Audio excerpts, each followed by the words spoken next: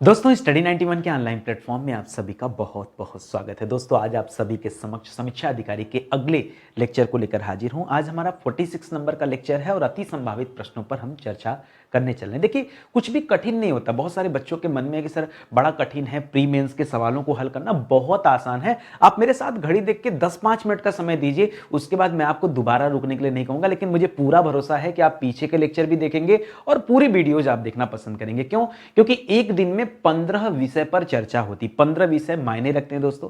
15 विषय पर अगर आपने चर्चा किया तो बहुत सारा कॉन्सेप्ट क्लियर होता है। जब मैं क्वेश्चन बताता हूं तो आयोग ने क्या प्रश्न किया है और अगली बार आयोग क्या क्या आपसे पूछ सकता है, उन सभी तथ्यों पर बातचीत होती है। तो चलिए स्टार्ट करते हैं बिना किसी देरी किए। ठीक है, याद रखेंगे स्टडी 91 के प्लेटफॉर्म के अलावा एक हमारा प्रो नाम का प्लेटफॉर्म लॉन्च हुआ है, study91pro.com, और इसी नाम की एक एप्लीकेशन भी लॉन्च की गई है। उस एप्लीकेशन पे आपको टेस्ट सीरीज मिल जाएगा। बच्चों का कहना था कि सर बेहतर टेस्ट सीरीज कहां से मिले, बहुत कम प्राइस में दोस्तों हम लोगों ने टेस्ट सीरीज लॉन्च किया, तो आप चाहें तो इस टेस्ट सीरीज को ज्वाइन कर सकते हैं। और इस टेस्ट सीरीज को ज्वाइन करने से फायदा मिलेगा कि आप अपनी तैयारी का मूल्यांकन कर पाएंगे, टाइम मैनेजमेंट कर पाएंगे और परीक्षा के पहले परीक्षा देकर अपनी कमियों को दूर भी कर पाएंगे। ठीक है, इसलिए आप ज्वाइन कीजिए। कॉम्बो में किताबें दोस्तों हम लोगों ने लॉन्च किया था, अलग अलग भी लॉन्च किया था, जिसमें आप समीक्षा अधिकारी के लिए हिंदी की किताब और जीएस की किताब हमारे प्लेटफॉर्म से ले सकते थे। ठीक है, अभी तो ये किताब समाप्त हो गई है, लेकिन फिर भी आप एक बार चेक कर लीजिएगा पोर्टल पर आकर। अगर होगा, जैसे रिटर्न वगैरह आता रहता है तो उस दौरान दोस्तों किताबें मिल जाती हैं एक आध,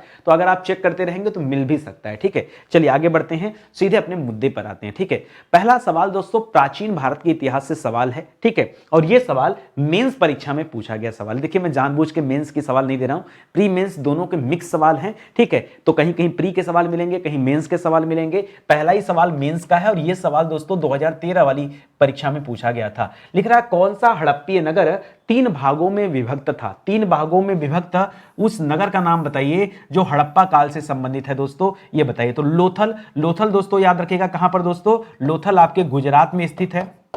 लोथल गुजरात में स्थित है। और लोथल से क्या मिला दोस्तों, गोदीवाड़ा मिला है। सबसे जो प्रसिद्ध है दोस्तों वो क्या है दोस्तों, गोदीवाड़ा यानी बंदरगाह मिला है।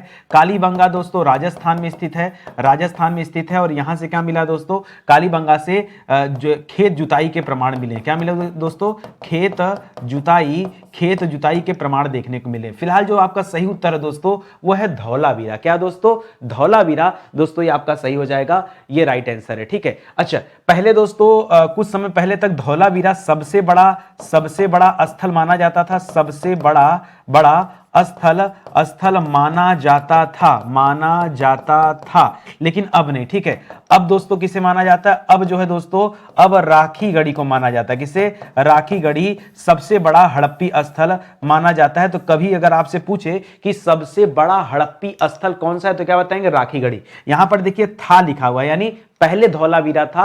अब आप अपनी डिक्शनरी में ये चीजें अपडेट कर लीजिए। ठीक है, अपनी किताब में ये चीजें अपडेट कर लीजिए कि धौलावीरा दोस्तों अब सबसे बड़ा नहीं रहा। धौलावीरा के बाद कलामा दोस्तों अब राखीगढ़ी सबसे बड़ा हो गया, तो धौलावीरा आ गया है दूसरे नंबर पे। ठीक है, एक बात और याद रखिएगा, जो आपसे पूछा कि 3 भागों में विभक्त, तो ज्यादातर जो नगर थे वो या तो दोस्तों 2 भागों में विभक्त होते थे, 2 भागों में। ठीक है, जो ऊंचे स्थानों पर नगर होते थे, ऊंचे स्थानों पर वहां अमीर लोग रहते थे, व्यापारी लोग रहते थे। और जो स्थान नीचे की तरफ होता था वहां दोस्तों जनता वाले रहते थे। ठीक है, उस नगर के सामान्य जो लोग होते थे वो नीचे की तरफ निवास करते थे। तो 2 ही भागों में विभक्त था, लेकिन कालीबंगा को 3 भागों में विभक्त पाया गया। ठीक है, बाकी के ऑप्शन दोस्तों गलत हैं। ठीक है, इस प्रकार जो सही उत्तर हो जाएगा क्या हो जाएगा, धौलावीरा। ठीक है, लिख रहा है सिंधु सभ्यता का सुदूर पश्चिम में स्थित दोस्तों कौन सा है। तो ये सवाल भी दोस्तों खूब पूछता है, तो मैं आपको पूरा पश्चिम उत्तर दक्षिण सब बता देता हूं।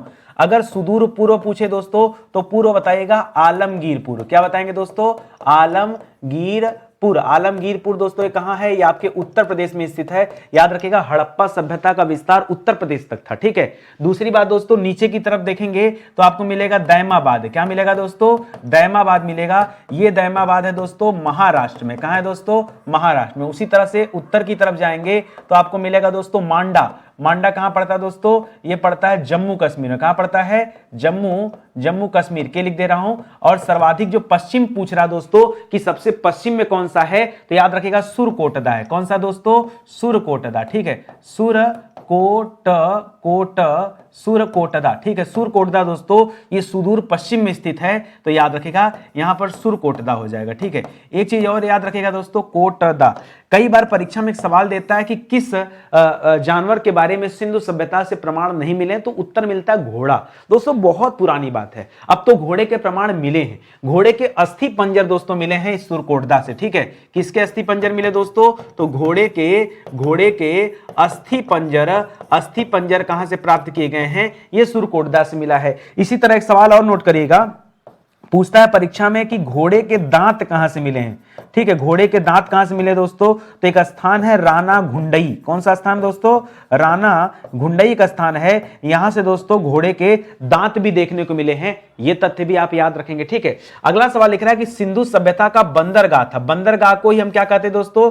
बंदरगाह को ही हम गोदीवाड़ा कहते हैं। क्या कहते हैं? गोदीवाड़ा कहते हैं। तो ये बंदरगाह कहां था दोस्तों? यह लोथल में स्थित था। और लोथल किस नदी के किनारे दोस्तों? परीक्षा में पूछा जाता है तो बताइएगा, भोगवा नदी के तट पर। कहां पर स्थित है? गुजरात में स्थित है लोथल, ठीक है। और भी बहुत सारी चीजें मिली लोथल से, जैसे रंगाई कुंड मिला है, जैसे यज्ञ कुंड का प्रमाण मिला है, जैसे चावल के प्रमाण मिले हैं, चावल के छाप मिले हैं, पंचतंत्र कहानी का उल्लेख मिला है, ये सारी चीजें। सिंधु सभ्यता से घोड़े की अस्थियां दोस्तों कहां से मिली हैं? तो बताया तो कि घोड़े की अस्थियां मुख्य रूप से सुरकोटदा से प्राप्त हुआ है। और सुरकोटदा के अलावा भी एक जगह है जहां से घोड़े की अस्थि मिली है, ठीक है। अस्थि की बात करें दोस्तों तो याद रखेगा लोथल वाले से स्थान से भी कुछ अस्थियां प्राप्त हुई। बाकी दांत यहां पूछे तो बताएगा। सिंधु सभ्यता की खोज किसने किया था? तो बच्चा जानता दोस्तों, दयाराम साहनी। अच्छा एक मिनट, दयाराम साहनी मत करिए, अगर खोज की बात करें ना तो आप मार्शल करिए, ठीक है। क्या बताएंगे दोस्तों? मार्शल ने किया था, ठीक है। मार्शल ने किया था। दयाराम साहनी ने खुदाई करवाया। क्या करवाया दोस्तों?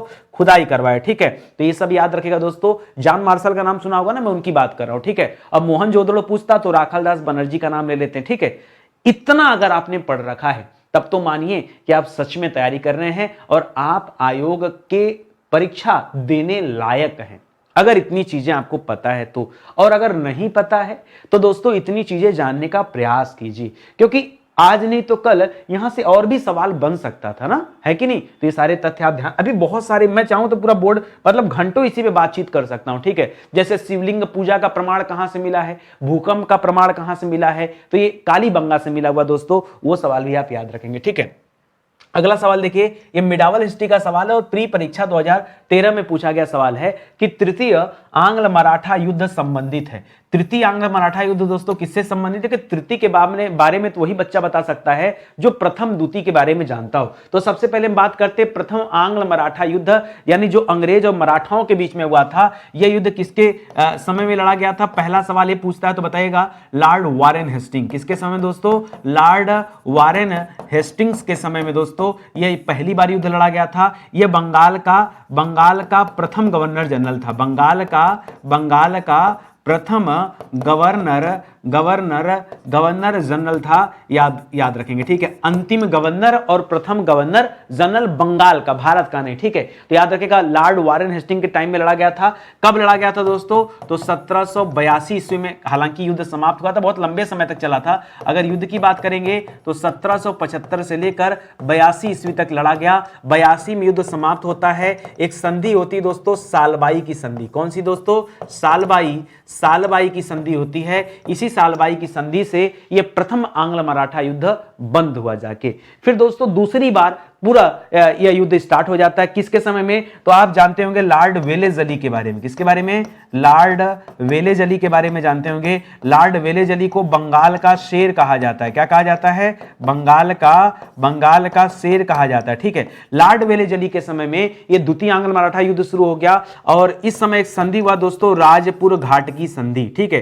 राजपुर घाट की संधि। अच्छा, इसका जो पीरियड था दोस्तों 1799 के आसपास का था, तो वही जो टीपू सुल्तान वाली लड़ाई चली थी उसके बाद का समय। अगर एग्जैक्ट टाइम पीरियड की बात करेंगे कब से कब तक लड़ा गया है एग्जैक्ट, तो याद रखेगा 1803 से 6 के बीच में लड़ा गया, ठीक है। और जो मैं 1799 बता रहा हूं उस समय में आपका चतुर्थ आंग्ल मैसूर युद्ध चल रहा था। हैदर अली का पुत्र टीपू सुल्तान वो लड़ाई कर रहा था, ठीक है। और यहां याद रखेंगे फिर वेलेजली इस युद्ध में बिजी होता है और यहां पर होता है राजपुर घाट की संधि। कब हुआ दोस्तों? 1806 में जाके यह युद्ध समाप्त होता है। जो तृतीय आंग्ल मराठा युद्ध है दोस्तों, यह कब हुआ था? यह भी इंपॉर्टेंट सवाल है। तो अगर कब पूछे तो 1800 1718 के दौरान, ठीक है। सबसे कम समय तक दोस्तों यही तृतीय आंग्ल मराठा युद्ध चला था, 1718 के दौरान दोस्तों हुआ था। और ये किसका टाइम पीरियड था दोस्तों? तो लॉर्ड हेस्टिंग्स का टाइम पीरियड था। किसका समय था दोस्तों? लॉर्ड हेस्टिंग्स का था। देखो वारेन हेस्टिंग अलग व्यक्ति और हेस्टिंग्स अलग व्यक्ति दोस्तों। तो लॉर्ड हेस्टिंग ने दोस्तों पिंडारियों का दमन किया था। किसका दमन किया था? पिंडारियों का दमन किया था। बीच में मैंने आपको बताया था दोस्तों एक मूवी है वीर नाम की दोस्तों, क्या है दोस्तों? एक फिल्म है। आप ये फिल्म देखिए, आपको पूरी बातें पता चल जाएंगी कि कैसे पिंडारियों का दमन होता है, ठीक है। लॉर्ड कॉर्नवालिस को क्या कहा जाता है दोस्तों? तो पुलिस सेवा का जनक कहा जाता है। किसे दोस्तों? पुलिस सेवा का जनक दोस्तों किसे माना जाता है? लॉर्ड कॉर्नवालिस को कहा जाता है। और इनका जो मकबरा बना हुआ दोस्तों, मकबरा बना हुआ ये कहां पर दोस्तों? ये गाजीपुर में स्थित है। भारत में ही इनकी मृत्यु हो गई थी, तो गाजीपुर में इनका मकबरा बना हुआ है, ठीक है। और दोस्तों बाकी तो आप जान ही रहे, वेलेज अली को मैंने बता दिया, बंगाल का शेर। और सर जॉन शोर के बारे में याद रखिएगा, इसने अहस्तक्षेप की नीति अपनाई थी। किसकी दोस्तों? परीक्षा में आता है अहस्तक्षेप की नीति का पालन करने वाला वायसराय कौन था? तो क्या जवाब देंगे? याद रखिएगा सर जॉन शोर, ठीक है। और वेलेज अली के बारे में आप जानेंगे। फिलहाल जो सही उत्तर है वो लॉर्ड हेस्टिंग है। अच्छा, जो तृतीय आंग्ल मराठा युद्ध हुआ ये किस संधि से दोस्तों समाप्त होता है? तो यहां पर होता है दोस्तों पूना की संधि। कौन सी संधि दोस्तों? पूना की संधि से यह युद्ध समाप्त हुआ है। कब? 1818 ईस्वी में समाप्त हुआ है। तो इस तथ्य को भी आप याद रखेंगे, ठीक है। आगे बात समझ में ऐसे पढ़ना है, एकदम कॉन्सेप्ट क्लियर। मुद्दा ये नहीं कि आज तृतीय आंग्ल मराठा युद्ध पूछा है, मुद्दा यह है कि आपसे द्वितीय भी पूछ सकता, आपसे प्रथम भी पूछ सकता, आपसे टाइम भी पूछ सकता, आपसे यह पूछ सकता है कि उस समय गवर्नर जनरल कौन था, आपसे पूछ सकता है कि किस संधि से यह युद्ध समाप्त हुआ। इतनी बातें पूछ सकता है। तो मैंने ये सारी बातें इसमें रख दिया, इसके अलावा एक सवाल भी नहीं बनेगा। आगे बात समझ में? चलिए आगे बढ़ते हैं दोस्तों, अगला सवाल देखते हैं। अगला सवाल दोस्तों भारत के भूगोल से संबंधित सवाल है और यह सवाल प्री परीक्षा 2016 में पूछा गया था। लिख रहा भारत में अंग्रेजों की सफलता तथा फ्रांसीसियों की असफलता। देखिए कह रहा दोस्तों अंग्रेज क्या हो गए? यहां पर सफल हो गए और फ्रांसीसी क्या हो गए दोस्तों? असफल हो गए। तो अंग्रेजों की सफलता यानी ऊपर, अब फ्रांसीसी चले गए नीचे, ठीक है। तो असफलता का कारण आपको बताना कि कौन सा कथन यहां पर जो है सही है, यह बताना है। लिख रहा है बंगाल विजय के आधार धन एवं जनशक्ति का मिलना। दोस्तों बंगाल विजय हो गया था कैसे? अगर आपको पता हो दोस्तों बंगाल विजय उन्होंने कैसे किया, क्योंकि दोस्तों पहले हुआ था 1757 में प्लासी का युद्ध, ठीक है। ये बड़ा निर्णायक युद्ध था दोस्तों। प्लासी का युद्ध बड़ा निर्णायक युद्ध था, क्योंकि प्लासी के युद्ध के बाद सिराजुद्दौला का साथ, अच्छा सिराजुद्दौला का साथ नहीं, सिराजुद्दौला के सेनापति मीर जाफर का साथ अंग्रेजों को मिल गया। सिराजुद्दौला जो नवाब था वो परास्त होता है, मीर जाफर कठपुतली राजा बन जाता है। इस तरह से बंगाल की सत्ता उनके हाथ लग जाती है। इसके बाद दोस्तों एक युद्ध हुआ 1764 ईस्वी में, जिसे हम नाम देते हैं बक्सर का युद्ध। यह भी दोस्तों बड़ा निर्णायक युद्ध हुआ, क्योंकि इसमें दोस्तों मीर कासिम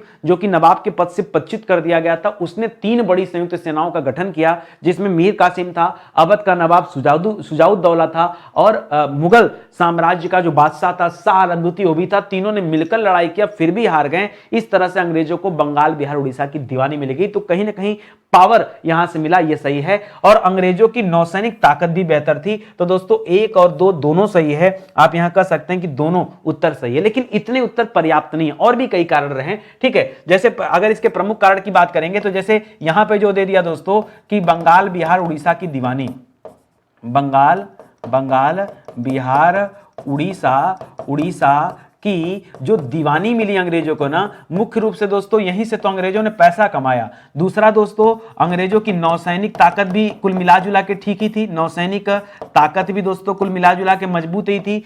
तीसरी चीज याद रखिएगा जो और लोग नहीं जानते उसको जरा ध्यान दीजिएगा, ठीक है। फ्रांसीसियों का व्यापार की ओर न ध्यान देना, फ्रांसीसियों का व्यापार की ओर न ध्यान देना, ये एक बड़ी वजह रही। अंग्रेजों ने क्या किया ना, अंग्रेज भारत आने के बाद व्यापार पर भी उन्होंने ध्यान दिया और व्यापार के साथ साथ उन्होंने बाहरी तत्वों पर भी अपना सामंजस्य बिठाया। किसी न किसी तरीके से साम दान दम दहेज जैसे भी हो सकता था वो किया। लेकिन यहां पर फ्रांसीसी इस मामले में दोस्तों क्या हो गए? फेल हो गए, ठीक है। और ऊपर से उनको अपनी सरकार की तरफ से काफी सारी छूट मिलती थी। एक चीज और मैं बताना चाहूंगा, 1760 की घटना मत भूलिएगा, जिसने फ्रांसीसियों को बहुत ज्यादा कमजोर बना दिया था। एक युद्ध था दोस्तों वांडीवास का युद्ध। कौन सा युद्ध था? वांडीवास का युद्ध। इस वांडीवास के युद्ध में दोस्तों याद रखेंगे फ्रांसीसियों की तरफ से फ्रांसीसी की तरफ से दोस्तों कौन था? तो आपने नाम सुना होगा, लाली का नाम सुना है, ठीक है, काउंट डी लाली का नाम सुना है कि नहीं?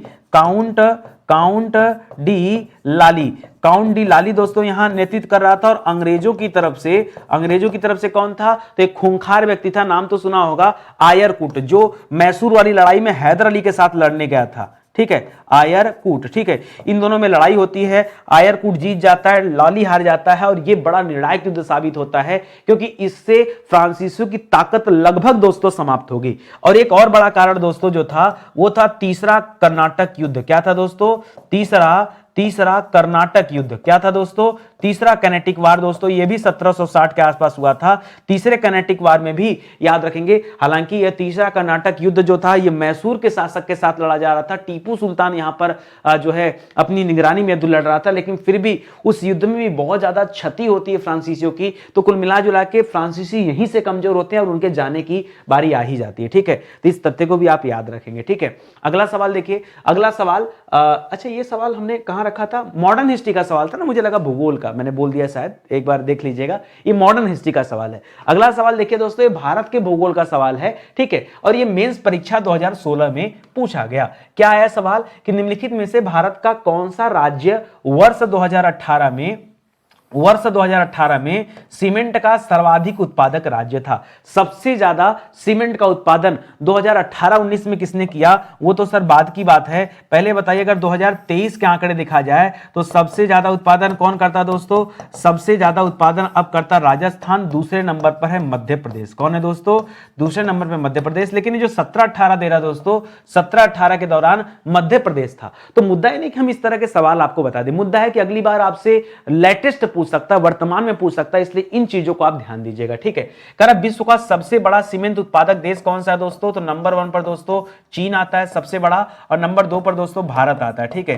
चीन के बाद भारत का नंबर है, याद रखेंगे। भारत की पहली जो सीमेंट फैक्ट्री थी वो कहां पर स्थापित की गई दोस्तों? भारत की सीमेंट फैक्ट्री पढ़ने से पहले आप विश्व की सीमेंट फैक्ट्री अगर आप जान जाइए तो बढ़िया है। 1824 ईस्वी में, ठीक है, 1824 ईस्वी में इंग्लैंड में दोस्तों क्या लगाई गई? तो दोस्तों पहली फैक्ट्री लगाई गई थी, ठीक है, पहली सीमेंट फैक्ट्री लगाई गई थी दोस्तों पोर्टलैंड में। कहां पर दोस्तों? पोर्टलैंड। कहां दोस्तों? पोर्टलैंड, ठीक है, ये आप याद रखेंगे, ठीक है। तो ये आप ध्यान दीजिएगा, ये पहली सीमेंट फैक्ट्री थी अगर वर्ल्ड वाइड बात करेंगे तो, ठीक है। और भारत की बात करेंगे तो भारत वाली पहली फैक्ट्री गुजरात में लगी, पोरबंदर में, 1904 ईस्वी में। कब लगा दोस्तों? 1904 ईस्वी में, याद रखेंगे। गुजरात के पोरबंदर में ही दोस्तों महात्मा गांधी जी का जन्म स्थान है, याद रखेगा। यहीं पर दोस्तों पहली सीमेंट फैक्ट्री लगाई गई। सीमेंट निर्माण में प्रयुक्त कच्चा माल दोस्तों कौन कौन सा है? किस किस चीज को रॉ मटेरियल के रूप में दोस्तों यूज करते हैं?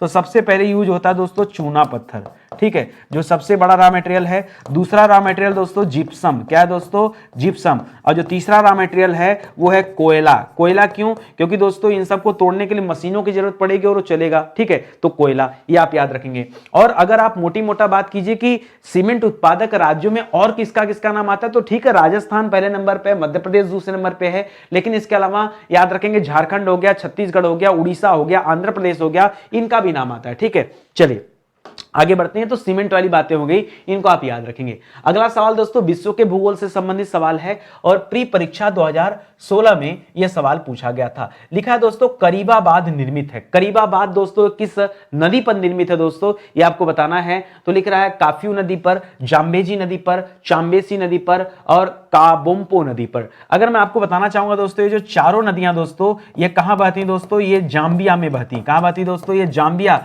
देश में बहती दोस्तों, इसको याद रखेगा, पहला पॉइंट। और ये जो करीबाबाद बना दोस्तों, ये बना है किस नदी पर? जाम्बेजी नदी पर बना हुआ है, ये तथ्य याद रखेगा। अभी मैं एक एक पॉइंट बताता हूं, पहले आप इसको हल कर लो। अगर आपसे कभी परीक्षा में पूछे नील नदी, ठीक है, नील नदी पर स्थित दुनिया का सबसे ऊंचा बांध है, उस बांध का नाम क्या दोस्तों? तो अस्वान बांध का नाम सुना होगा। ये मिस्र में स्थित है। कहां पर दोस्तों? अस्वान बांध, ये कहां पर दोस्तों? मिस्र में स्थित है, याद रखेंगे, ठीक है। और नील नदी कहां से निकलती दोस्तों? तो मैंने आपको बताया था विक्टोरिया झील से। कहां से दोस्तों? विक्टोरिया झील से। यह कौन सी नदी निकलती है दोस्तों? नील नदी निकलती है। बाकी मैंने व्हाइट नील और नीली नील आपको अलग अलग बता दिया था, ठीक है, वो याद रखेगा। कह रहा श्वेत नील नदी जो है दोस्तों, उस पर एक बांध बना हुआ है, उस बांध का नाम क्या है? श्वेत नील नदी, याद रखेगा। इस पर जो बांध है उसका नाम है ओवन बांध। क्या है दोस्तों? ओवन बांध बना हुआ है, यह श्वेत नील नदी पर बना हुआ है। एक बांध है दोस्तों कैंजी बांध। कैंजी बांध दोस्तों किस नदी पर बना हुआ है? ये आपने सुना होगा नाइजीरिया देश में एक नदी बहती नाइजर नदी, ठीक है, उसी के नाम पर भी उसका नाम है। तो नाइजर नदी पर कैंजी बांध है। इंगा बांध है दोस्तों, इंगा ज्यादातर ऐसे लिखा हुआ मिलेगा इंगा, ठीक है, इंगा। तो इंगा बांध दोस्तों ये किस नदी पर बना हुआ? इंगा बांध। तो याद रखेगा ये जायरे नदी पर बना हुआ है, ठीक है, जायरे नदी। अच्छा एक चीज और याद रखेगा दोस्तों, जायरे नदी का ही दूसरा नाम क्या है दोस्तों? कांगो नदी है। क्या है दोस्तों? जायरे और कांगो अलग अलग नहीं है, जायरे और कांगो एक ही का नाम है, ये भी याद रखेगा। ये जो काफ्यू नदी दे रहा था दोस्तों, ये काफ्यू नदी आपको जान के हैरानी होगी कि जाम्बिया की सबसे लंबी नदी है। जाम्बिया की सबसे बड़ी एवं लंबी नदी है, ठीक है। सबसे बड़ी एवं लंबी नदी कौन सी है दोस्तों? जाम्बिया देश की। तो याद रखेगा काफ्यू नदी, इसके बारे में बता रहा हूं, ये काफ्यू नदी, ठीक है, ये काफ्यू नदी याद रखेगा, ये जाम्बिया देश की सबसे बड़ी नदी है। ये पॉइंट आप याद रखेगा, ठीक है। अच्छा अगला पॉइंट आप याद रखेगा, अच्छा इसके बारे में जाम्बेजी के बारे में आप जानेंगे कि जाम्बेजी नदी पर दोस्तों ये करीबाबाद निर्मित है, ये आप जान गए, ठीक है। तीसरे नंबर पे जो चांबेसी नदी दिख रहा है दोस्तों, ये सबसे लंबी नदी प्रणाली के अंतर्गत आता है, ठीक है, सबसे लंबी नदी प्रणाली। इसमें 3 नदियों को जोड़ करके कांगो और इन सबको चांबेजी वगैरह को मिला करके ये सबसे लंबी नदी प्रणाली बनती है, इसको याद रखिएगा। और एक काम्बोपो जो दिया दोस्तों, एक कांगो नहीं है, ये काम्बोपो एक अलग से नदी दोस्तों, ये भी वहीं पर बहती है, ये आप याद रखेंगे। और ये जो जाम्बिया जो देश है दोस्तों, इसके बारे में कुछ अच्छा फैक्ट मैं बता दूं जाम्बिया के बारे में, कि जाम्बिया जो दोस्तों ये स्थल रुद्ध देश है, ठीक है, स्थल रुद्ध देश है जाम्बिया, ये आप याद रखेगा। और जाम्बिया की राजधानी कहां दोस्तों? तो इसकी राजधानी है लुसाका। जाम्बिया की राजधानी कहां दोस्तों? जाम्बिया की राजधानी लुसाका है। और ये जो चांबेसी नदी दोस्तों, ये दुनिया की सबसे गहरी नदी, ये जो तीनों नदियां है ना, ये मिल करके दोस्तों दुनिया की सबसे गहरी नदी दोस्तों बनती है। ये इतनी गहरी है कि इसमें 3 कुतुब मीनार डूब जाए। कितना दोस्तों? 3 कुतुब मीनार यहां से क्या हो सकती है? डूब सकता है। ये नदी इतनी गहरी, अब आप कल्पना कर लो कि कितनी इसकी गहराई होगी। 3 कुतुब मीनार जो है डूब जाएगा, इतनी गहरी नदी है दोस्तों, ये जब जाकर के नदी तंत्र बनाती तब, ठीक है, इसको याद रखेंगे। बाकी ऑप्शन नंबर बी दोस्तों याद रखेगा, करीबाबाद जो है जाम्बेजी नदी पर है, ये आपका सही जवाब हो जाएगा। बाकी जाम्बिया की राजधानी कहां दोस्तों? लुसाका राजधानी है, तो तथ्य भी आप याद रखेंगे, ठीक है। अगला सवाल दोस्तों जनसंख्या नगरीकरण का है और मेंस परीक्षा 2014 में पूछा गया सवाल है कि जनगणना 2011 के अनुसार भारत के निम्नलिखित राज्यों में से किस राज्य में महिला लिंगानुपात दोस्तों क्या है? सर्वाधिक है। सबसे ज्यादा महिला लिंगानुपात कहां का दोस्तों? तो केरल का है। कहां का दोस्तों? तमिलनाडु, आंध्र प्रदेश, छत्तीसगढ़ नहीं दोस्तों, सबसे ज्यादा महिला लिंगानुपात कहां का है? केरल का। 1000 पुरुषों पर महिलाओं की कुल संख्या को क्या कहा जाता है? महिला लिंगानुपात कहा जाता है, ठीक है। भारत का अगर आपसे पूछे दोस्तों, पूरे भारत का दोस्तों लिंगानुपात कितना है? तो 943 अगर आपको याद होगा, ठीक है, 943, ठीक है, 943 महिलाएं हैं प्रति 1000 पुरुष पर, यानी कम संख्या है, ठीक है। इसी तरह से सर्वाधिक एवं न्यूनतम लिंगानुपात वाले राज्य कौन से हैं? तो सर्वाधिक की बात करेगा दोस्तों, अलग अलग लिख देता हूं, अगर सर्वाधिक की बात करेगा तो सर्वाधिक में आ जाएगा केरल। क्या आ जाएगा दोस्तों? केरल। और केरल में जो महिला लिंगानुपात है यह है दोस्तों 1021। कितना है दोस्तों? 1021 है, ये केरल का आंकड़ा है, ठीक है। 1021 है कि 1084 है? एक बार चेक करना, ठीक है, 1084 शायद 21 नहीं, ठीक है, 1084 लेटेस्ट आंकड़ों पे है, तो इसको ध्यान दीजिएगा। उसी तरह से हरियाणा जो दोस्तों, हरियाणा न्यूनतम के लिए जाना जाता है। न्यूनतम महिला लिंगानुपात कहां का दोस्तों? तो याद रखेगा हरियाणा का है। और कितना दोस्तों? तो 879। इससे अच्छा 789 कर लिया होता तो आसानी से याद हो जाता ना, 879, अब जो है सो है। अच्छा उत्तर प्रदेश का लिंगानुपात कितना है? तो उत्तर प्रदेश का जो लिंगानुपात है वो भारत वाले लिंगानुपात से औसत रूप से कम है। यहां 943 था, यहां 912 है। कितना दोस्तों? उत्तर प्रदेश में जो लिंगानुपात है वो कितना है? 912 है, इसको याद रखेंगे। अच्छा उत्तर प्रदेश में सर्वाधिक लिंगानुपात किस जिले का है? ये भी पूछ देता परीक्षा में, सर्वाधिक लिंगानुपात वाला जिला, लिंगानुपात वाला जिला, ठीक है, उत्तर प्रदेश में पूछ रहा हूं दोस्तों, तो बताएगा दोस्तों जौनपुर है। कौन सा है दोस्तों? जौनपुर जिला। यह सर्वाधिक लिंगानुपात वाला जिला है, यह तथ्य भी आप याद रखेंगे। तो फिलहाल इस सवाल का जो सही जवाब था वो केरल जवाब था, वो तो आपने दे ही दिया। अगला सवाल देखिए, अगला सवाल भारतीय राज्य व्यवस्था से संबंधित सवाल है, पढ़िए ध्यान से। मेंस परीक्षा 2014 में यह सवाल पूछा गया कि केरल में प्रथम साम्यवादी राज्य सरकार का गठन किया गया। यहां पे थोड़ा सही कर लीजिएगा, यह आंकड़ा 53 होना चाहिए, 53, 55, 57, 59 मैंने पढ़ा था सवाल।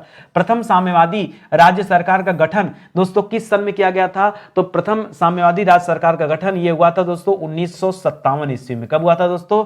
1957 में केरल वो पहला राज्य था जहां पर साम्यवादी राज्य सरकार का गठन हुआ, या आप कह सकते हैं दोस्तों कम्युनिस्ट पार्टी,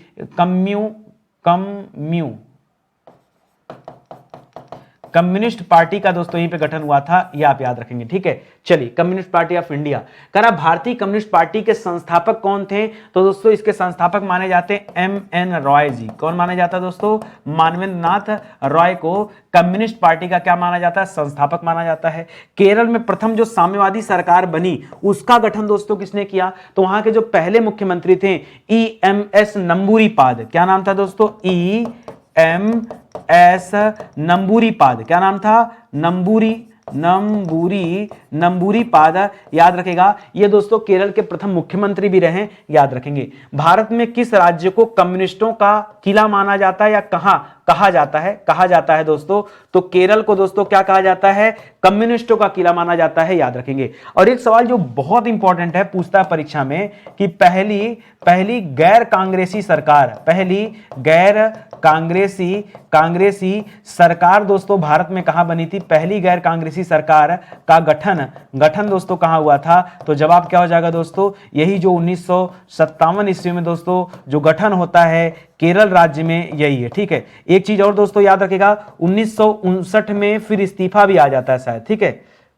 59 में नहीं, इस्तीफा शायद किसी और टाइम में, इसको हटाइए, ठीक है, कंफ्यूजन क्यों देना। तो याद रखेगा ये केरल हो जाएगा अगर आपसे पूछे प्रथम गैर कांग्रेसी सरकार का गठन। या इसी सवाल को थोड़ा चेंज करके आपसे पूछ देता है, कैसे कि प्रथम साम्यवादी सरकार का गठन, प्रथम साम्यवादी सरकार का गठन, ठीक है। तब भी दोस्तों जवाब यही रहेगा, याद रखेगा ये। लेकिन याद रखेगा ये राज्य की बात हो रही है, ठीक है। अगर यही सवाल पूछ दे कि प्रथम गैर कांग्रेसी सरकार केंद्र में रही किसकी, तो याद रखेगा जनता पार्टी की सरकार बनी थी। किसकी सरकार बनी थी? जनता पार्टी की सरकार बनी थी। ये जनता पार्टी की जो सरकार थी दोस्तों, जनता पार्टी की सरकार यह केंद्र स्तर पर प्रथम गैर कांग्रेसी सरकार थी। प्रथम गैर कांग्रेसी सरकार थी, ठीक है, गैर कांग्रेसी सरकार थी। और किसके नेतृत्व में बनी थी? मोरारजी देसाई के नेतृत्व में दोस्तों, याद रखेंगे, पहली गैर कांग्रेसी सरकार का गठन यह केंद्र स्तर पर हुआ था। लेकिन राज्य स्तर की बात करें तो दोस्तों ये नंबूरीपाद का नाम आप याद रखना, ये कुल मिला जुला के आपका उत्तर होगा। केरल की राजधानी कहां है दोस्तों? तो तिरुवनंतपुरम आपको याद होगा, ठीक है। अगला सवाल देखिए, भौतिक रसायन विज्ञान का सवाल है और मेंस परीक्षा में पूछा गया सवाल है। मेंस 2014 का सवाल दोस्तों कि निम्नलिखित में से कौन फलों के पकने में बढ़ावा देता है? फलों को पकने में दोस्तों कौन बढ़ावा देता है? तो कई सारी चीज जो बढ़ावा देते हैं। कार्बन डाइऑक्साइड तो बिल्कुल नहीं, सल्फर डाइऑक्साइड भी, नाइट्रोजन भी नहीं। फलों को पकने में दोस्तों कौन बढ़ावा देता है? तो याद रखेगा, मैं यहां लिख दे रहा हूं, 2-3 चीज आप याद रखेगा। फलों को पकने में बढ़ावा, ठीक है, कौन कौन देता है? तो क्या क्या ऑप्शन मिल सकता है? हो सकता है आपके परीक्षा में ऑप्शन में दे दे एथिलीन, या हो सकता है आपके परीक्षा में ऑप्शन में दे दे एसीटिलीन। क्या दे दे? एसीटिलीन। या हो सकता है आपके परीक्षा में ऑप्शन में दे दे कार्बाइड। क्या दे दे? कार्बाइड। ये सभी क्या करते हैं? फलों को पकाने में क्या करते हैं? अपना योगदान देते हैं। फिलहाल अभी तो हमारा उत्तर क्या है? एथिलीन है, लेकिन आगे के लिए हम तैयार रहें। कर आप फलों को पकाने में किस गैस का प्रयोग करते हैं? अगर गैस पूछेगा तो यही एसिटिलीन जो गैस है दोस्तों, इसका नाम आप लिखिएगा। क्या लिखेंगे दोस्तों? मैंने मात्रा वहां अलग कर दिया, यहां सही कर लीजिएगा, एसिटिलीन, ठीक है। एसिटिलीन जो गैस है दोस्तों, याद रखेंगे, इस गैस का सबसे ज्यादा प्रयोग होता है। फलों को कृत्रिम रूप से पकाने में अधिकाधिक प्रयोग किसका किया जाता है दोस्तों? तो अधिकाधिक प्रयोग किया जाता है कार्बाइड को। कार्बाइड एसिडाइड बस फलों के ऊपर लगा के रख दीजिए, अगले दिन फल पक के तैयार हो जाएगा, ऑटोमेटिक पक के तैयार हो जाएगा। ठीक है, याद रखें। सोचिए कितना ज्यादा केमिकल होता है और ये कितना नुकसानदायक है। वायुमंडल में कार्बन डाइऑक्साइड का प्रतिशत कितना दोस्तों, तो बच्चा बच्चा जानता है 0.03%। ये कार्बन डाइऑक्साइड का प्रतिशत है, खैर अलग बात है, इसको आप ध्यान रखेंगे, इंपॉर्टेंट सवाल है। ठीक है, चलिए आगे बढ़ते हैं दोस्तों, अगला सवाल देखते हैं। ठीक है, अगला सवाल जो दोस्तों है ये आपके जीव विज्ञान से संबंधित सवाल है और प्री परीक्षा 2014 में ये सवाल पूछा गया है कि मानव के बाल एवं नख, नख का मतलब क्या दोस्तों, नाखून, बालक मानव के बाल और नाखून में निम्नलिखित में से कौन सा प्रोटीन विद्यमान होता है। ठीक है, तो दोस्तों यहां पर केराटिन नामक प्रोटीन पाया जाता है। कौन सा प्रोटीन दोस्तों, केराटिन नामक प्रोटीन पाया जाता है नाखून और बाल में। तो ठीक है, इसको याद रखेंगे। बाकी ट्रिप्सिन, वैसोप्रेसिन और ऑक्सीटोसिन दोस्तों जो लिखा है गलत लिखा है। अच्छा, एक सवाल अगर आ जाए कि जो ऑक्सीटोसिन है इसका उत्पादन कहां होता है दोस्तों, तो याद रखिएगा ब्रेन में होता है। कहां होता है दोस्तों, ब्रेन में होता है। ब्रेन में आपने हाइपोथैलेमस का नाम सुना होगा, किसका नाम, हाइपोथैलेमस का नाम सुना होगा। हाइपोथैलेमस में दोस्तों इस ऑक्सीटोसिन का उत्पादन होता है, इसको याद रखेंगे। लिख रहा प्रोटीन को छोटे छोटे टुकड़ों में विभाजित कर देता, कौन विभाजित करता है दोस्तों, तो याद रखेगा ये विभाजित करता है ट्रिप्सिन या वैसोप्रोसिन। याद रखेगा ट्रिप्सिन विभाजित करता है, वैसोप्रोसिन का कोई यहां काम ही नहीं है। ठीक है, ट्रिप्सिन, ठीक है, ट्रिप्सिन विभाजित करता है। ब्लड प्रेशर तो जानते होंगे, ब्लड प्रेशर नियंत्रण से लेकर शरीर के तापमान को सामान्य बनाए रखता है कौन, तो याद रखेगा वैसोप्रोसिन। कौन करता है दोस्तों, वैसोप्रेसिन जो दोस्तों ये शरीर के टेम्परेचर को बैलेंस करने का काम करता है, ये आप याद रखेंगे। ठीक है, अच्छा ऑक्सीटोसिन जो दोस्तों इसे ये मनुष्यों के अंदर पाया जाता है और इसे सेक्स हार्मोन भी सेक्स हार्मोन नहीं, इसे आलिंगन हार्मोन कहा जाता है। क्या कहा जाता है दोस्तों, इसे आलिंगन हार्मोन। जब दोस्तों किसी को गले लगाया जाता है, मतलब कोई मेल फीमेल के टच में आती है, तब दोस्तों यह हार्मोन जन्म लेता है ऑक्सीटोसिन। ठीक है, इसके अलावा आपने ऑक्सीटोसिन का नाम पढ़ा होगा पशुओं में दूध की मात्रा बढ़ाने के में। ठीक है, पशुओं में दूध की मात्रा बढ़ाने के लिए प्रयोग किया जाता है। किसका प्रयोग किया जाता है दोस्तों, तो याद रखिएगा ऑक्सीटोसिन की सुई लगती है उन्हें। क्या लगता है दोस्तों, ऑक्सीटोसिन की सुई लगती है। ये भी आप याद रखेंगे, ये भी बढ़िया सवाल है। तो ये सारे इंपॉर्टेंट सवाल है, ऐसे ही सवाल दोस्तों आपसे आपकी परीक्षा में पूछे जाते हैं। तो पहले से अलर्ट रहिए, पहले से तैयारी कीजिए, कुछ भी कठिन नहीं। मैंने आपसे कहा ना, जब तक आप नहीं पढ़ते हैं तभी तक चीजें कठिन है। जिस दिन से आपने पढ़ना प्रारंभ कर दिया और कोई अच्छा शिक्षक आपको समझाना शुरू कर दिया, फिर सारी चीजें आसान लगने लगती हैं। ठीक है, चलिए आगे बढ़ते हैं, अगले सवाल पर आते हैं। अगला सवाल ध्यान दीजिएगा, स्टडी 91 के प्लेटफॉर्म के अलावा हमारा एक नया प्लेटफॉर्म लॉन्च किया गया है जिसका नाम है study91pro.com। ये pro.com आपके लिए इसलिए इंपॉर्टेंट दोस्तों क्योंकि यहां पर हमने बनाई है आपके लिए टेस्ट सीरीज। और इस टेस्ट सीरीज में दोस्तों बेस्ट हम क्यों कर रहे हैं इस टेस्ट सीरीज को, क्योंकि यहां पे आपको मिल रहा है मॉक टेस्ट। तो मॉक टेस्ट जब देंगे तो आपको नए नए प्रश्नों पर इस तरह जैसे यहां सवाल मिल रहा है ना, वैसे नए नए प्रश्नों पर प्रैक्टिस करने को मिलेगा और तब ये पता चलेगा कि आप कितना बेहतर हैं, कितने टाइम मैनेजमेंट में कितने ज्यादा सवाल आप सही कर लेते हैं, कहां आपकी कमजोरी, वो सब आप जान पाएंगे। इसके अलावा सेक्शनल टेस्ट भी मिल जाता है, यानी एक एक विषय का आप अलग अलग टेस्ट देना चाहते हैं तो वह भी मिल जाता है कि प्रैक्टिस हो जाए। प्रीवियस ईयर पेपर भी आपको मिल जाता है, उसका सोल्यूशन भी मिल जाता है कि भाई प्रीवियस ईयर में क्या क्या सवाल पूछा गया, एक बार उसे भी देख लेते हैं तो आपको आइडिया लगता है कि नहीं प्रीवियस ईयर में पूछा गया तो आगे क्या क्या पूछा जा सकता है। और साथ ही साथ करंट अफेयर तो बहुत जरूरी है। ठीक है, तो करंट अफेयर का टेस्ट भी मिल जाता है। तो मुझे लगता है कि हर एक परीक्षा के लिए, यहां जितने भी एग्जाम लिखे हैं ना, इन सब परीक्षाओं के लिए दोस्तों, इसके अलावा भी आप चाहे जिस भी परीक्षा की तैयारी करते हो, आप पोर्टल पर आइए, अपनी एग्जाम का नाम डालिए, सर्च कीजिए, ऐड एग्जाम को ऐड कीजिए। एक टेस्ट आपको निःशुल्क दिया गया है, कम से कम फ्री वाला तो देके देख लीजिए। ठीक है, अच्छा लगेगा तो पेड वाला भी ज्वाइन कर लेना। ठीक है, चलिए आगे बढ़ते हैं,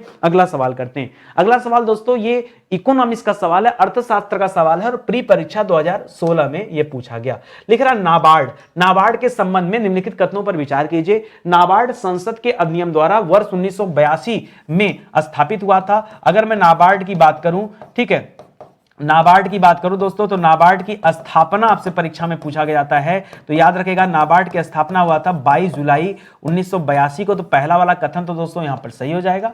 लिख रहा है यह केवल कृषि के लिए साख लिखेगा, साथ नहीं रहेगा दोस्तों, कृषि के लिए साख की सुविधा प्रदान करता है, यह भी सही है दोस्तों। ठीक है, तो यहां पर दोस्तों क्या हो जाएगा, 1 और 2 दोनों सही हो जाएगा कि नाबार्ड की स्थापना 1982 में हुआ और कृषि के लिए साख यानी क्रेडिट यानी पैसा देता है। ठीक है, यह भी सही है। नाबार्ड का मुख्यालय कहां है, तो मुख्यालय मुख्यालय हमेशा नई दिल्ली नहीं होता दोस्तों, इसका मुख्यालय कहाँ है दोस्तों, मुंबई में। इसी तरह से परीक्षा में पूछता है सिडबी का मुख्यालय कहाँ है, क्या पूछता है दोस्तों, सिडबी का मुख्यालय आपसे पूछता है, ठीक है, मुख्यालय ये आपसे पूछता है। तो सिडबी का मुख्यालय लखनऊ में, एकदम लीक से हट करके, ठीक है, इसको आप जरूर याद रखना क्योंकि ये भी सवाल परीक्षा में आता है। नाबार्ड का मुख्य उद्देश्य क्या है दोस्तों, तो याद रखिएगा कृषि कार्य हेतु लोन, ठीक है, कृषि कार्य हेतु ऋण की व्यवस्था करना, यही क्या है दोस्तों, ये नाबार्ड का मुख्य उद्देश्य है कि किस तरह से ये दें ताकि आर्थिक गतिविधियां तेज हो सके। नाबार्ड की स्थापना किस पंचवर्षीय योजना के दौरान हुआ था, ठीक है सर, आपने तो बता दिया कि इसकी स्थापना 12 जुलाई 1982 को हुआ था, लेकिन किस पंचवर्षीय योजना, अगर पंचवर्षीय योजना पूछे तो बताइएगा छठवीं पंचवर्षीय योजना चल रही थी, क्या चल रही थी, छठवीं पंचवर्षीय योजना के तहत इसकी स्थापना की गई है। और किस कमेटी की सिफारिश पर दोस्तों इसको स्थापित किया गया है, किसकी सिफारिश पर, तो शिवरामन कमेटी, कौन सी दोस्तों, शिवरामन कमेटी जो थी या समिति जो थी उसकी सिफारिश पर दोस्तों इसको स्थापित किया गया, ये भी याद रखेंगे। और छठवीं पंचवर्षीय योजना कब से कब तक चल रही थी दोस्तों, तो 1980 से 85 के दौरान थी, ये आप याद रखेंगे, छठी पंचवर्षीय योजना। तो यहां पर आपका उत्तर 1 और 2 सही हो जाएगा, बाकी मैंने आपको एक्सप्लेन कर दिया, ठीक है, अब नहीं ना कहीं डाउट है।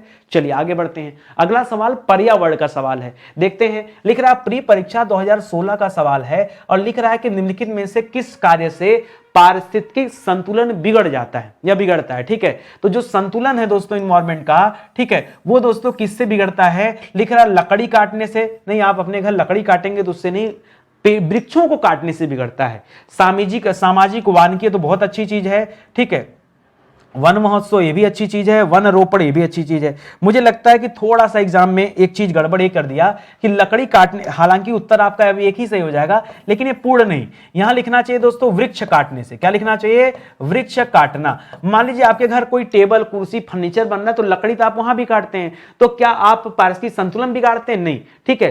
तो बाकी वन रोपण सही है, वनारोपण नहीं, वन रोपण सही, सामाजिक वानिकी सही, यही है, लकड़ी काटने से होगा। यहां वृक्ष काटना होना चाहिए, लकड़ी काटना वैसे सही नहीं होना चाहिए। अब आयोग है बना दिया सवाल बैठ के, क्या फर्क पड़ता है, वृक्ष पेड़ पौधे लकड़ी में क्या अंतर, लकड़ी तो अपने घर में काटते हैं, टेबल कुर्सी मेज बना लकड़ी कट रही है, तो लकड़ी काटने से नहीं संतुलन बिगड़ेगा, पेड़ पौधों को काटने से संतुलन बिगड़ेगा ना, इस तरह से लिखना चाहिए। खैर अलग बात है, चलिए लिख रहा पारिस्थितिक संतुलन बिगड़ने का प्राकृतिक कारण क्या क्या दोस्तों, कौन कौन सा कारण प्राकृतिक है, जो मानवीय कारण नहीं, जैसे ये वृक्ष काटना तो दोस्तों क्या है, मानवीय कारण है, क्या दोस्तों, यह मानवीय कारण है, ठीक है, मानवीय कारण जिसके कारण संतुलन बिगड़ता है। लेकिन पास की कारण में क्या आता है, जैसे ज्वालामुखी विस्फोट हो गया। अब ज्वालामुखी विस्फोट तो कोई व्यक्ति तो कराएगा नहीं, ठीक है, ये तो प्रकृति स्वयं करती है, या दोस्तों भूकंप आ गया मान लीजिए, ठीक है, या फिर दोस्तों सुनामी आ गया, ठीक है। तो दोस्तों ये सब कुछ प्राकृतिक कारण है जो आदमी के पास इसका सलूशन नहीं है। इसी तरह से तूफान को लिख सकते हैं, इसी तरह से बवंडर लिख सकते हैं ना, बवंडर, ठीक है, बवंडर में भी दोस्तों पेड़ पौधे उड़ जाते हैं, टूट जाते हैं, उनकी टहनियां बिखर जाती हैं, ठीक है। या फिर और लिख सकते हैं हिमनदों का पिघलना, हिमनदों का पिघलना। अगर हिमनद दोस्तों पिघल जाए तो क्या हो जाएगा, जल का स्तर बढ़ जाएगा, जल का स्तर बढ़ जाएगा, धरती डूब जाएगी, हाँ यही होगा। तो इस तथ्य को याद रखेंगे। लिख रहा सामाजिक वानिकी योजना शुरू की गई। सामाजिक वानिकी योजना दोस्तों कब शुरू की गई, तो 1976 में शुरू की गई। 1976 में 5वीं पंचवर्षीय योजना के दौरान, पांचवी पंचवर्षीय योजना के दौरान क्या स्टार्ट किया गया था दोस्तों, याद रखेंगे, सामाजिक वानिकी स्टार्ट किया गया था। सामाजिक वानिकी का जनक किसे कहा जाता है, बहुत बढ़िया सवाल है, परीक्षा में आ सकता है। जनक याद रखेगा, डेट्रिच ब्रैडिस को कहते हैं, मैंने पढ़ाया आपको कई बार, ठीक है। डेट्रिच ब्रैडिस को क्या कहा जाता है दोस्तों, सामाजिक वानिकी का जनक कहा जाता है, ये आप ध्यान रखेंगे। तो कुछ नए सवाल मिले आपको, देखिए स्टडी 91 पर जब आएंगे ना तो हमेशा आपको कुछ नया ही सीखने को मिलेगा, ठीक है। आइए आगे बढ़ते हैं, अगला सवाल देखते हैं। अगला सवाल भी दोस्तों पर्यावरण का सवाल है। देखिए पहले हम लोग कृषि का सवाल करते थे, कृषि के जितने भी सवाल थे वो सब सवाल समाप्त हो गए, एक सिंगल सवाल अब नहीं बचा है, ठीक है। इसीलिए अब जो आपको दिया जा रहा है वो पर्यावरण के 2 सवाल दिए जा रहे हैं। तो पर्यावरण का दूसरा सवाल है, ये भी प्री परीक्षा 2016 में पूछा गया। लिख रहा पारिस्थितिकी पारिस्थितिकी, ठीक है, निम्नलिखित के बीच पारस्परिक संबंधों का अध्ययन है। जीव और वातावरण, मनुष्य और वन, मृदा और जल, पति और पत्नी, ठीक है। तो क्या है दोस्तों, पारिस्थितिकी क्या है दोस्तों, ये जीव और वातावरण के बीच के अध्ययन को हम क्या कहते हैं, पारिस्थितिकी कहते हैं। मनुष्य वन नहीं, मृदा जल नहीं, पति पत्नी नहीं, बाकी के जो ऑप्शन दिए गए दोस्तों वो बस खाली परेशान करने के लिए। आइए देखते हैं मृदा के अध्ययन को क्या कहते हैं। मृदा यानी मिट्टी के अध्ययन को दोस्तों किस नाम से जानते हैं, तो इसको हम कहते हैं पेडोलॉजी। क्या कहते हैं दोस्तों, पेडोलॉजी। क्या कहते हैं, मिट्टी के अध्ययन को क्या कहते हैं, पेडोलॉजी कहते हैं। किसी एकल जाति यानी स्पीसीज एवं उसके रहवास के पर्यावरणीय घटकों का अध्ययन क्या कहलाता है। किसी एक चीज को जब अध्ययन करते हैं तो वह कहलाता है स्वपारिस्थितिकी। क्या कहलाता है, स्वपारिस्थितिकी। क्या कहलाता है दोस्तों, उसे कहते हैं स्वपारिस्थितिकी। करा कृत्रिम पारिस्थितिकी तंत्र के रूप में किसे जाते हैं, तो कृत्रिम पारिस्थितिकी तंत्र होता है जैसे धान का खेत, क्या हो गया दोस्तों, धान का खेत वगैरह, ये कृत्रिम पारिस्थितिकी तंत्र का उदाहरण है, इसको याद रखेंगे। यहां से कौन सी गैस निकलती दोस्तों, तो कभी कभी आपसे पूछता है CH4 यानी मीथेन का उत्सर्जन। मीथेन का उत्सर्जन आपसे परीक्षा में खूब पूछा जाता है। CH4 बोलते हैं ना मीथेन को, CH4। तो इसका उत्सर्जन दोस्तों कहां से होता है, तो याद रखेंगे दोस्तों, सबसे पहले मीथेन का उत्सर्जन होता है धान के खेत से, ठीक है, धान के खेत से। दूसरा उत्सर्जन होता है पशुओं के जुगाली करने से, पशुओं के जुगाली जानते हैं ना, जुगाली को गांव में कहा जाता है पगुरी। क्या कहा जाता है, पगुरी करने से। तीसरा लिखिएगा दोस्तों दीमक की बाम्बी से, जो दीमक का घर होता है बाम्बी, उससे भी दोस्तों CH4 निकलता है। इसके अलावा दोस्तों निकलता है कोयले की खादान से भी दोस्तों क्या निकलता है, CH4 निकलता है। ये सारे तथ्य यहाँ इसकी धान की खेत की बात है तो मुझे याद आ गया, तो मैंने आपसे शेयर कर दिया, परीक्षा में भी सवाल आता है, ठीक है। चलिए आगे बढ़ते हैं। अगला सवाल यूपी स्पेशल का सवाल है और यह सवाल मेंस परीक्षा 2016 में पूछा गया। लिख रहा, तीव्र औद्योगिकरण हेतु निवेश करने तथा रोजगार के अवसरों के सृजन के लिए उत्तर प्रदेश सरकार ने राज्य का पहला आंकड़ा केंद्र कहां स्थापित करेगा, ठीक है। याद रखिएगा किसके लिए दोस्तों, तो उत्तर प्रदेश चाह रहा है कि हमारे यहां इन्वेस्टमेंट आए और क्या हो, औद्योगिकरण हो, यानी इंडस्ट्रियलाइजेशन, ठीक है। सबसे ज्यादा इंडस्ट्रियां उत्तर प्रदेश में लगे, इसी के लिए क्या कर रहा है उत्तर प्रदेश, निवेश आकर्षित कर रहा है ताकि लोगों को रोजगार भी मिल सके। लेकिन इसके लिए राज्य का पहला आंकड़ा केंद्र दोस्तों कहां स्थापित किया जाएगा, तो ये बन रहा है दोस्तों आपके ग्रेटर नोएडा में। कहां बन रहा दोस्तों, ग्रेटर नोएडा में बन रहा है। अच्छा, इसको याद रखेगा, ग्रेटर नोएडा दोस्तों अगर पूछे कि किस जिले के अंतर्गत आता है तो याद रखेगा गौतम बुद्ध जिला जो है इसी के अंतर्गत ये ग्रेटर नोएडा आता है, ये याद रखेंगे। कारण न्यूज चैनल के लिए दोस्तों कौन सा स्थान प्रसिद्ध है, न्यूज चैनल, जहां ढेर सारे न्यूज चैनलों की ऑफिस हो, ये सारी चीजें हो, तो याद रखेगा वो आपके नोएडा में ही स्थित है। कहां पर स्थित है, नोएडा। उत्तर प्रदेश में अफीम फैक्ट्री की स्थापना कहां किया गया था दोस्तों, तो अफीम फैक्ट्री कहां है दोस्तों, ये आपके गाजीपुर में। भारत इलेक्ट्रॉनिक्स लिमिटेड कहां पर स्थित दोस्तों, तो इलेक्ट्रॉनिक्स लिमिटेड ये आपके गाजियाबाद में स्थित है। कहां स्थित है, गाजियाबाद में स्थित है। आइए इसके अलावा दोस्तों कुछ अन्य तथ्य भी पढ़ते जो परीक्षा में आ सकता है, ठीक है। परिधान का शहर किसे कहा जाता है, पूछे परीक्षा में कि परिधान का शहर, कुछ नया पढ़िए, परिधान का शहर किसे कहते हैं दोस्तों, तो याद रखिएगा गौतम बुद्ध नगर को परिधान का शहर कहा जाता है, ठीक है, गौतम बुद्ध नगर को, ठीक है। और ग्रेटर नोएडा जो था दोस्तों ये बुलंद शहर और कुछ जिलों को आसपास के काट करके बनाया गया था, उसको भी याद रखेंगे, ठीक है। तो ये भी बढ़िया पॉइंट है। बाकी दोस्तों अभी नोएडा में उसका फिल्म सिटी भी बन रहा है ना, फिल्म सिटी कहां बन रहा है, नोएडा में बन रहा है। और पॉड टैक्सी दोस्तों कहां शुरू किया गया, वो भी दोस्तों नोएडा में, ठीक है। अगला सवाल भी यूपी स्पेशल का। पहले दोस्तों हम लोग साइंस टेक के सवाल करते थे, साइंस टेक के सवाल भी समाप्त हो गए। जिस तरह से उसके कृषि वाले सवाल समाप्त हो गए, उसी तरह से साइंस टेक के सवाल समाप्त हो गए। तो हम लोगों ने इन्वायरमेंट और यूपी स्पेशल के दो सवाल हम लोग करते हैं। उत्तर प्रदेश में किसान समृद्धि आयोग का गठन ये दोस्तों कब हुआ था, तो याद रखेगा किसान समृद्धि आयोग जो दोस्तों गठन हुआ था, इसका गठन किसने किया था, तो याद रखेगा योगी आदित्यनाथ जी ने किया था। किसने किया था, योगी आदित्यनाथ जी जो सीएम रहे दोस्तों, उन्होंने क्या किया था, इसका गठन किया था। ये आप याद रखेंगे। अब गठन किया था तो 16 तो होगा नहीं, क्यों, 16 में सरकार ही नहीं थी, ठीक है। 17 में सरकार बनी, जिस साल सरकार बनती उसी साल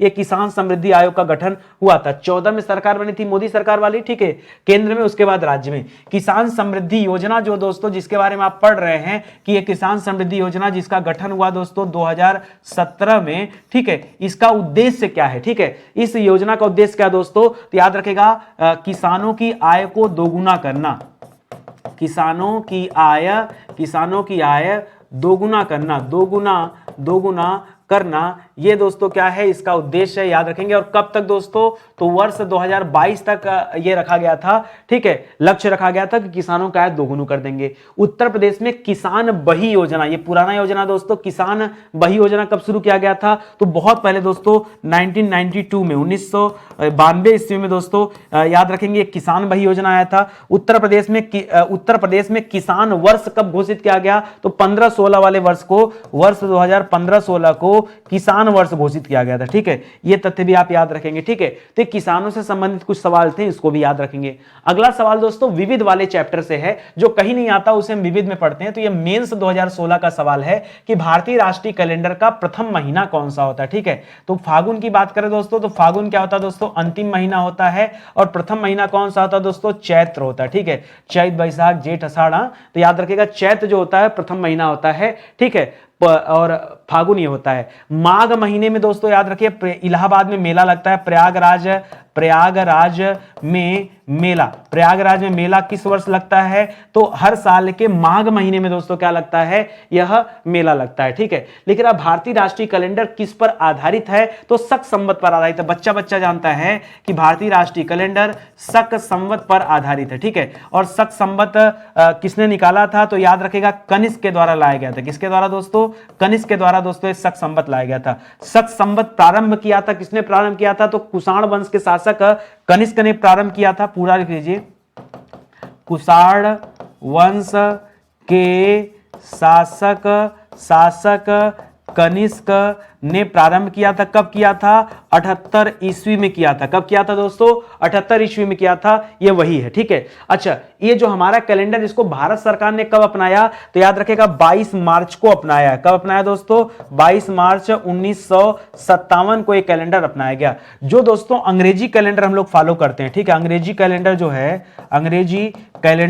अंग्रेजी कैलेंडर जो हम लोग फॉलो करते हैं, जो स्टार्ट होता है 1 जनवरी से और समाप्त होता है 31 दिसंबर को, ये कौन सा कैलेंडर दोस्तों, इसको कहते हैं ग्रिगोरियन कैलेंडर। क्या कहते हैं, ग्रिगोरियन कैलेंडर। क्या कहते हैं दोस्तों, इसको ग्रिगोरियन कैलेंडर कहते हैं, याद रखेंगे, ठीक है। इसी तरह से परीक्षा में पूछता है फाइनेंशियल ईयर। क्या पूछता है दोस्तों,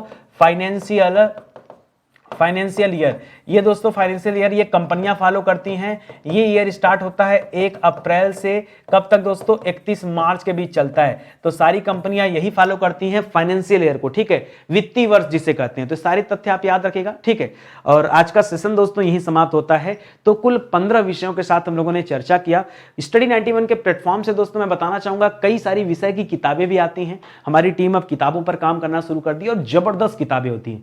आप शुरू से देख रहे हैं दोस्तों कि हम बहुत ज्यादा किताबें नहीं लॉन्च करते, एक किताबें 2-2, 3-3 महीने पे लॉन्च होती है, लेकिन अपने आप में शानदार होती हैं। तो ये किताबें हैं दोस्तों, अलग अलग विषय के लिए, अलग अलग परीक्षाओं के लिए किताबें अवेलेबल हैं, जिसे आप हमारे स्टडी 91 के एप्लीकेशन और वेबसाइट से देख सकते हैं। ये हमारा एक स्पेशल नंबर दोस्तों 6350091191। किसी तरह का डाउट हो, दिक्कत हो, समस्या हो कि कैसे टेस्ट सीरीज ज्वाइन करें, कैसे किताब खरीदें, कैसे पेड कोर्स ज्वाइन करें, कुछ भी आपको जानकारी चाहिए तो आप इस पर व्हाट्सएप से संपर्क कर सकते हैं। ये हमारा नंबर है, ठीक है। इसी के साथ आज का सेशन समाप्त होता है। उम्मीद करता हूं अच्छा लगा होगा, समझ में भी आया होगा। मिलते हैं दोस्तों अगले लेक्चर में, तब तक के लिए बहुत बहुत आपका धन्यवाद।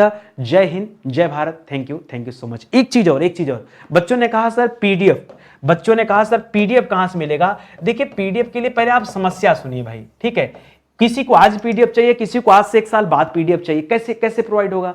तो एक कॉमन प्लेटफॉर्म होना चाहिए। पहले हम पीडीएफ ने स्टडी 91 के प्लेटफॉर्म पे अवेलेबल कराते थे, लेकिन पीडीएफ का अब क्या, कोई पीडीएफ तो यार 1 MB 2 MB का तो होगा। अब सोचो रोज क्लासेस चलती है, इतनी क्लासेस चलती है, इतने सारे पीडीएफ, तो डेटाबेस भर जाता है। डेटा आप समझते होंगे कि कंप्यूटर का नॉलेज थोड़ा बहुत होगा, डेटाबेस भर जाता है। तो जब आपके मोबाइल में जब फोन का स्टोरेज भर जाता है तो आप क्या करते हो, या तो उस इमेज को कहीं ड्राइव पे रखोगे या कहीं सिस्टम में कहीं अलग जगह रखना पड़ेगा। तो हमने भी देखा कि हमारा भी डेटाबेस भर रहा है, तो उस डेटाबेस के भरने के कारण ये पीडीएफ हमने अपलोड करना शुरू कर दिया एक नए प्लेटफॉर्म पर, जिसका नाम है स्टडी 91 प्लस। क्या नाम है दोस्तों, स्टडी 91 प्लस। आप ये प्लस नाम का जो एप्लीकेशन दोस्तों, आप इस ऐप को डाउनलोड कर लो। इस ऐप पर आपको भर के स्टडी मटेरियल दिए जा रहे हैं। क्या दिए जा रहे हैं दोस्तों, बहुत सारे स्टडी मटेरियल दिए जा रहे हैं। ये आप दोस्तों यहां से ज्वाइन कर सकते हैं, ठीक है। एक चीज और दोस्तों, और स्टडी 91 के ऐप से अगर आप क्लास ज्वाइन करते हैं ना, तो आपको 5% का डिस्काउंट भी दिया जा रहा है, ठीक है, 5% का डिस्काउंट मिल जाएगा अगर आप क्लास जो है कहां से ज्वाइन करते हैं,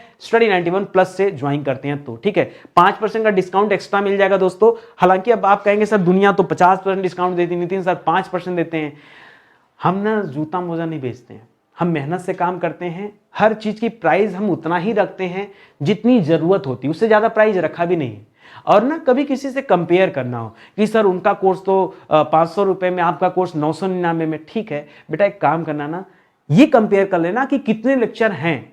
लोगों ने पता है मतलब 10-10 लेक्चर में लोगों ने फिजिक्स पढ़ा दिया, 5 लेक्चर में फिजिक्स खत्म, 5 लेक्चर में बायोलॉजी खत्म, 20 लेक्चर में इतिहास खत्म।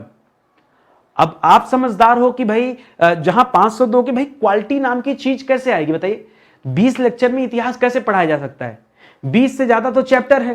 कोई कहते हिंदी में 20 लेक्चर में पढ़ा दिया, लो 36 चैप्टर हिंदी में दिए हैं, कैसे 20 लेक्चर में खत्म हो जाएगा भाई। 36 चैप्टर पढ़ाने के लिए कम से कम 36 लेक्चर तो चाहिए। और ऊपर से एक लेक्चर में कोई छंद पढ़ा के चला जाए, एक लेक्चर में कोई अलंकार पढ़ा दे, एक लेक्चर में कोई रस पढ़ा दे, एक लेक्चर में कोई संधि पढ़ा दे, एक ही लेक्चर में समास, संभव है? नहीं सर नहीं संभव है। 36 से बढ़ जाएगा ना। हमने हिंदी पढ़ाया 130 लेक्चर में, कितना 130 लेक्चर में खाली हिंदी, हाँ तो प्रैक्टिस भी कराया ना, 3000 सवालों पर ऑनलाइन ऐसे पढ़ा, जैसे यहां पढ़ा ऐसे क्लास दिया। तो दोस्तों कुछ ना कुछ तो अंतर होगा ना, तो वही चीजें हैं, हम कंपेयर मत करिए हमारा। हम 50% डिस्काउंट तो जीवन में नहीं दे सकते, कभी दे ही नहीं सकते। क्यों?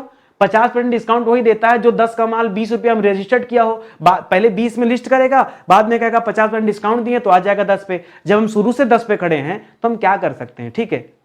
ये चीजें दोस्तों थोड़ी बहुत चीजें यहां मिल जाएंगी, तो ये आप यहां से आकर आप डाउनलोड कर सकते हैं। बाकी की चीजें आपको मैं बताता रहूंगा समय समय पर। तो मिलते हैं दोस्तों अगले लेक्चर में, तब तक के लिए बहुत बहुत धन्यवाद आपका। जय हिंद, जय Bharat, thank you so much.